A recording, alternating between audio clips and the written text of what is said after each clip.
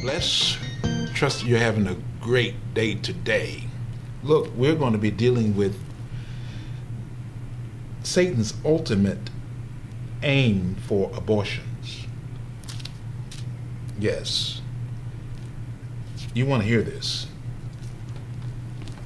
When Jeremiah was a boy, according to his writings, he recounts his encounter with God. And he thought he was too young to have ministry and purpose. But what God said to Jeremiah, called him the weeping prophet. Can you imagine? You thought just babies cried, but he's called the weeping prophet. He says in Jeremiah chapter 1 verse 5, "Before I formed thee in the belly, I knew thee." That speaks of sovereignty. That speaks of foreordination. It speaks about the fact that God is who he is, and he knows us before we are ever formed in the womb, even to be conceived. He knew Jeremiah. He knows you. He knows me. He knew us before we were formed in the womb. He says, "And before thou camest forth out of the womb, I sanctified thee." So before I formed you in the belly, I knew you. Before you came out of the womb, I sanctified you. I set you aside with purpose. Sanctification is being set aside for God's use. That is, before you came out, I set you aside. I had a purpose for your life. So, before conception, God knows the one that's going to be conceived. Before birth, the purpose for that child has already been established by God. And he goes on to tell Jeremiah, "And I ordained thee a prophet unto the nations." Meaning, before you were formed, I knew you. Before you were born, I sanctified you. And after you grew up to be a man, your ordination was to be a prophet to the nations. So your whole life is already prescribed, preordained from the mind of God to the activity in our adulthood. And anyone that's not functioning in that reality is functioning outside of the purpose of God. Now, what is Satan's ultimate aim for abortion? Number one is that it will thwart God's purpose that he had in mind for that child before that child was ever formed in the belly.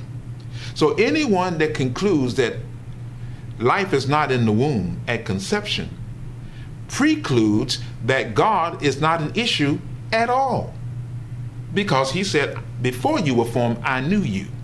So Satan wants to checkmate God, put him out of the picture altogether. So anyone that has the remotest idea that abortion is an option, if you think in the remote terms of that being an option, you are actually saying God does not count. So you can't tell me that you are any religious person, not to mention a Jew or a Christian, and even a Muslim for that matter. Anybody that has religious affinity toward there being a God must conclude that abortion is an anathema. It is a curse. It is something that has been instigated, propagated by Satan himself to put God aside, that there would be no thought of God at all. Now, when the abortion takes place, it simply means there is an aborting of purpose. Now that we eliminate God, there is an aborting of purpose. Eliminate God first, then eliminate purpose. Now, I want to tie something else in that some of us may not have considered. Now, when Jesus was talking to Nicodemus the night that Nicodemus came to him and said, "I know that you are a man that comes from God. No one can do the things that you do except God is with him." these miracles, God has to be with you. And Jesus said to Nicodemus right away, truly, truly, I say unto you, you must be born again, literally from above. Now, get it. I think you got it. That's right. Abortion is for the purpose of keeping a person from being born again. If you can keep him from being born the first time, he'll never be able to be born again. Now, what does it mean to be born again? Being born again is being born of God and not of the flesh. If you can keep the flesh from coming forth, you can keep the spirit from coming forth. You can keep that child from ever being born of God and becoming a part of the body of Christ. That's what believers are. They're members of the body of Christ. And the body of Christ, the more and more members that become a part of that body, the more glorious the Son of God is. Now, Satan does not want Jesus Christ to have any glory. So if he can keep people from being born again, he can keep people from being a part of his body that keeps his glory at a minimum. So anytime a person has the remotest intentions of saying or administrating or legislating abortion, they are saying we don't want Christ to be all that he truly is. Wow. Forget God, forget purpose, and forget Christ. That's what abortion is all about. It's about eliminating God, eliminating purpose, and eliminating Christ. Wow. I guess there are a lot of people who never thought of that on their way to the abortion mills. Oh, it's just a blog. It's just some tissue. It's just a thing. It's just a it. Come on now. Be for real, my friends. People know that when they discover a heartbeat inside of the womb, that's before there's a brain wave in the head. So the heart is older than the head, and your heart is older than your head. Let's get to the heart of the matter. Don't let your head deceive your heart.